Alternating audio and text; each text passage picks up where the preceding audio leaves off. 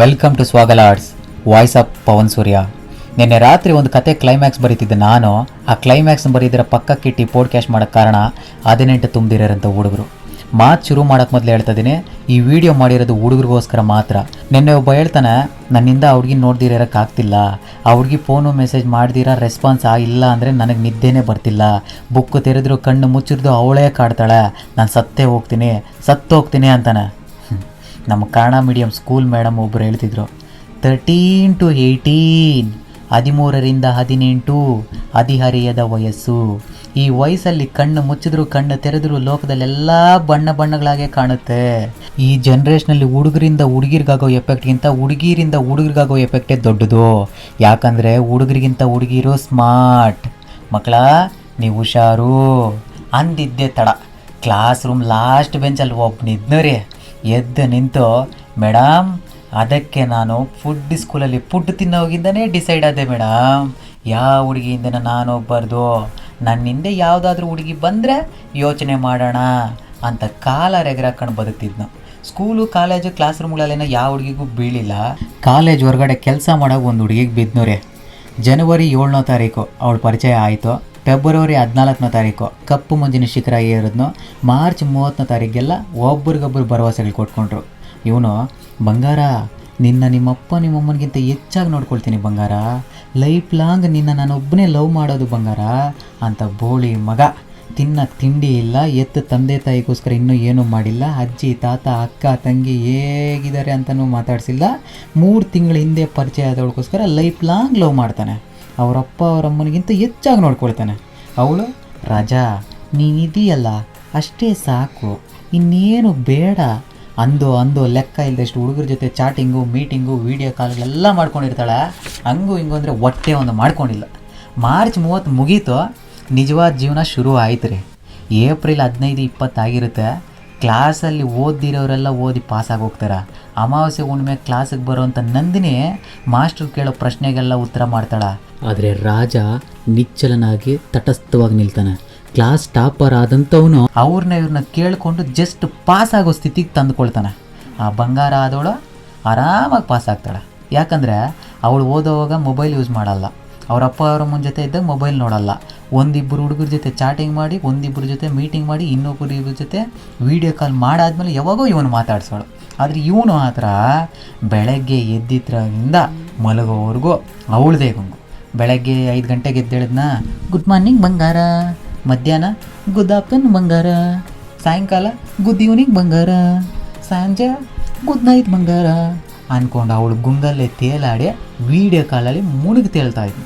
ಆ video call ಮಾಡೋವಾಗ ಒಳ್ಳೆ ಅಶ್ಲೀಲ ವೀಡಿಯೋಗಳು ನೋಡುವಾಗ ತಲೆಯಲ್ಲಿ ಅರಿಯುವಷ್ಟು ಡೋಪಮೈನ್ ಹರಿಸ್ತಿದ್ನು. ಮೇ ತಿಂಗಳು ಬಂತು, ಅವನ ತಲೆಯಲ್ಲಿ ಆಲೋಚನೆಗಳು ಮೂಡೋದು.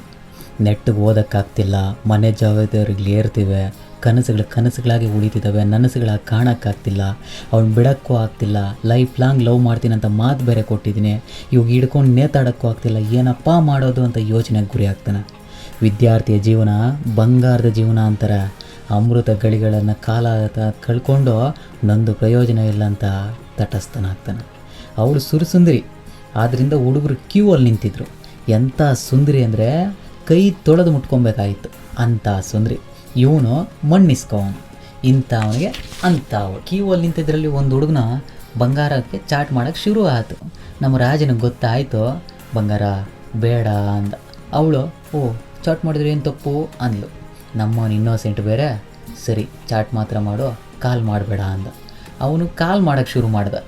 ಅದು ತಿಳಿದಂಥ ರಾಜನು, ಬಂಗಾರ ಕಾಲ್ ಮಾಡಬೇಡ ಅಂದ. ಕಾಲ್ ಮಾಡಿದ್ರೆ ನಿನ್ನ ಮೇಲೆ ಲವ್ ಏನು ಕಡಿಮೆ ಆಗೋಗುತ್ತಾ, ಏನಿಲ್ಲ ತಾನೇ ಅಂದ್ಲು. ನಮ್ಮವನು ಇನ್ನೋಸೆಂಟು, ಸರಿ ವೀಡಿಯೋ ಕಾಲ್ ಮಾಡಬೇಡ ಅಂದ. ಅವನು ಮಾರನೇ ದಿನವೇ ಅವಳು ವೀಡಿಯೋ ಕಾಲ್ ಮಾಡಿದ್ಲು. ಇವಳು ಅವನ ಫೋಟೋಗಳು ಸೆಂಡ್ ಮಾಡೋದು ಅದು ಇದು ಎಲ್ಲನೂ ಮಾಡಿದ್ಲು. ನಮ್ಮವನಿಗೆ ವಿಷಯ ಗೊತ್ತಾಗೆ ತಲೆ ಮೇಲೆ ದೊಡ್ಡ ಕಲ್ಲು ಬಿದ್ದಂಗೆ ಆಯಿತು.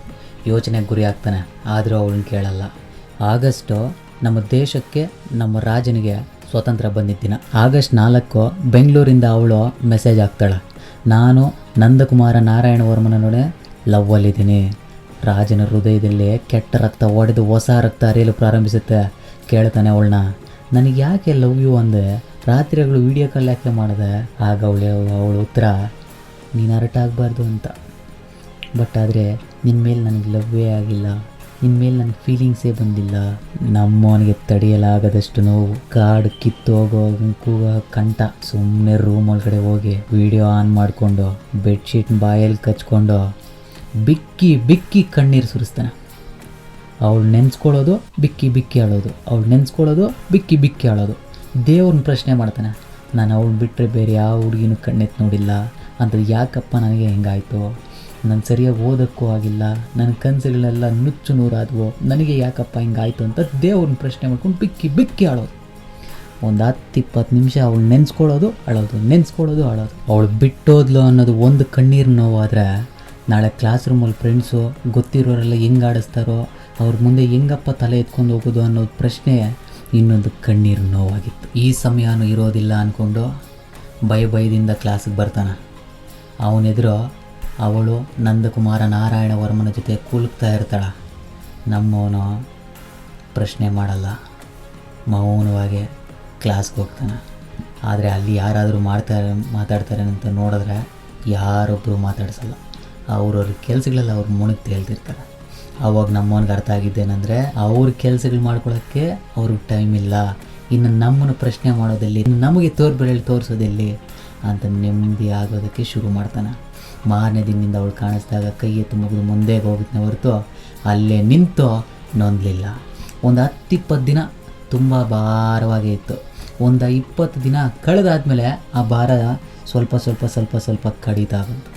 ಅದೇ ಹುಡುಗ ಇವತ್ತು IAS Indian administrative service officer, UPSC union public service commission conduct ಮಾಡೋಂಥ ಎಕ್ಸಾಮ್ ಫೇಸ್ ಮಾಡೋಕ್ಕೆ ಸಿದ್ಧವಾಗಿ ನಿಂತಿದ್ದಾನೆ. ಇದೇ ಕಥೆನ ನಿನ್ನೆ ಸಾಯ್ತೀನಿ ಅಂದವನಿಗೆ ಹೇಳೋದು. ಅವತ್ತೇನಾದರೂ ಇವನ ಥರನೇ ಸಾಯ್ತೀನಿ ಅಂದ್ಬಿಟ್ಟು ರೂಮ್ ಒಳಗಡೆ ಹೋದವನು ಕಣ್ಣೀರು ಹಾಕಿ ಹೊರಗಡೆ ಬರ್ದಿರ ಇದ್ದಿದ್ರೆ, ಇವತ್ತು ಹೆಮ್ಮೆಯಿಂದ ನನ್ನ ದೇಶ ಅಂತ ಹೇಳ್ಕೊಳ್ಳೋ ಈ ದೇಶದಲ್ಲೇ ಒಂದು ಉನ್ನತವಾದ ವ್ಯಕ್ತಿನ ಕಳ್ಕೊಳ್ತಾ ಇದ್ದೆ.